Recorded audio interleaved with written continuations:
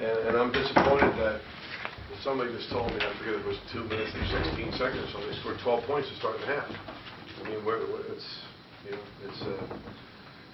we can't allow that to happen. I mean, they scored 29 points in 20 minutes, and they came out and scored 12 points in 2 minutes and 15 seconds or whatever it was. So, and I believe a lot of that was us.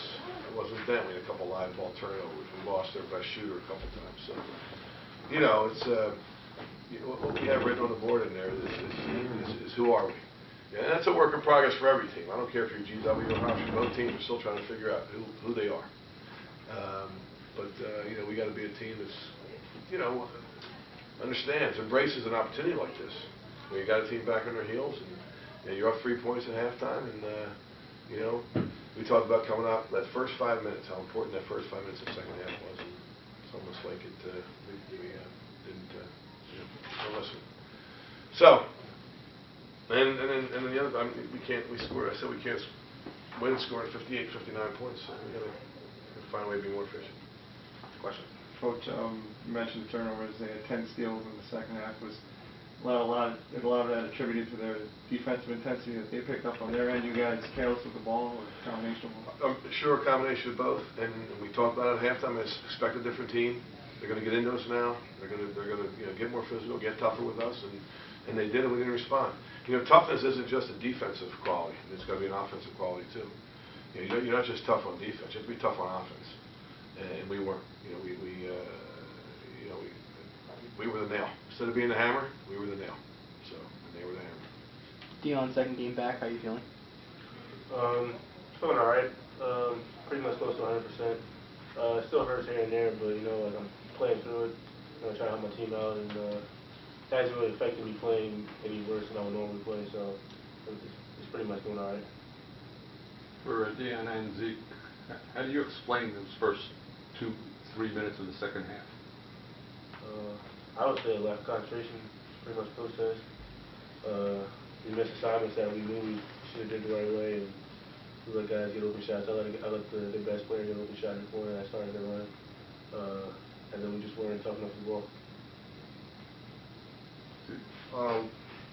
Yeah, like Dion said, I don't think we stuck to the game plan, and that three in the corner was big, and then they got a fast break layup, so it just went downhill from there. So. Coach, Jordan had 6 offensive rebounds tonight. He didn't score. He missed his 2 free throw attempts. What have you been seeing from him? It seems like he's been struggling the last few outings.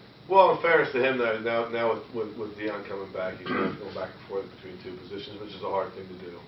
And I think he's struggling with that. So we just got to help him through that. I mean, he has become our, by default, I guess you'd say, he's become our backup point guard. So, but by the same token, he's got to, when he's not playing the point, he's got to, he's just got to put those different hats on when it's time to put those different hats on.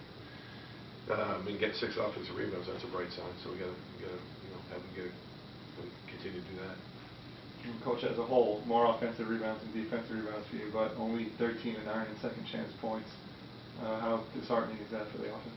Well, it's at the end of the game, the very last possession into the game. I mean, we 2 offensive rebounds and missed 2 layups. So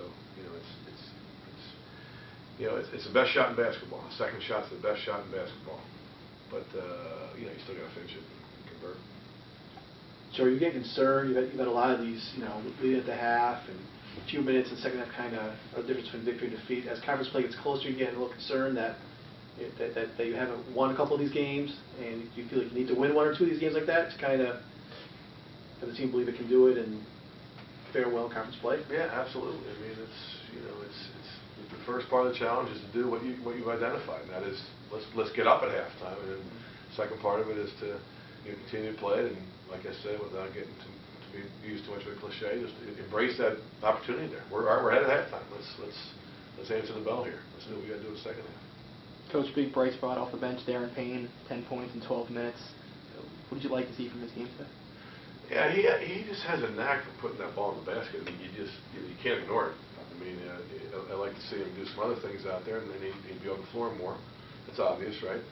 But he has a knack for throwing that ball in the hole. So it gets him on the floor.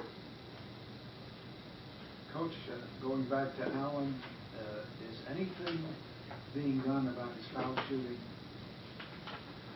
You know, it's, I don't know if that's boy. a sticky question. No, it's not. It's the elephant in the room, that's for sure. And, you know, I go back and forth on it. I mean, I generally choose to not make a big deal of it because then it can become a big deal. Of course. But I think we're beyond that with him, right? So, you know, he shoots extra foul shots. It's, you know, at the end of the day, you know, it's got to be him believing he's going to make that foul shot. I'm not sure he believes himself right now, and it's that vicious cycle. You know, I mean, what comes first, success or confidence? And he's not confident because he's not successful, and he's not successful because he's not confident.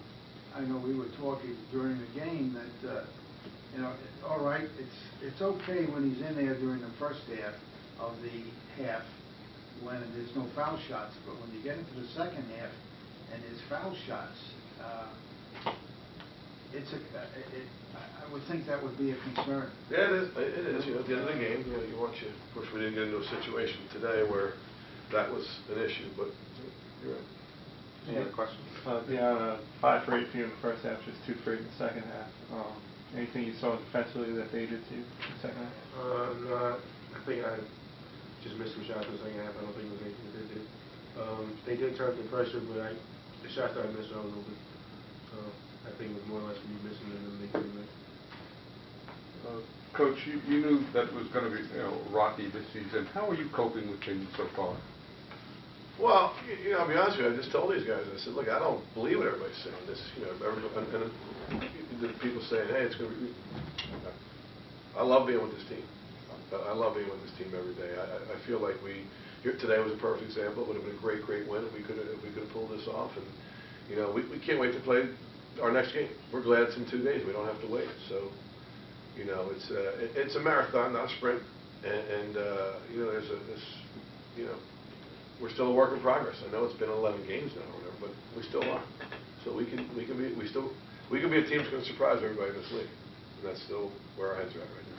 Jared. Joe, how valuable has it been to get Dion back these last 2 games, to have that number 1 point guard, guy who's used to play that position? You can't put a price tag on him. I mean, he's our best guard. He's our best guard. He's our best dribbler. He's our best passer, and he scores too. I mean, I get on him for bonehead plays, but thank goodness he's back here because he gives us a better chance to win.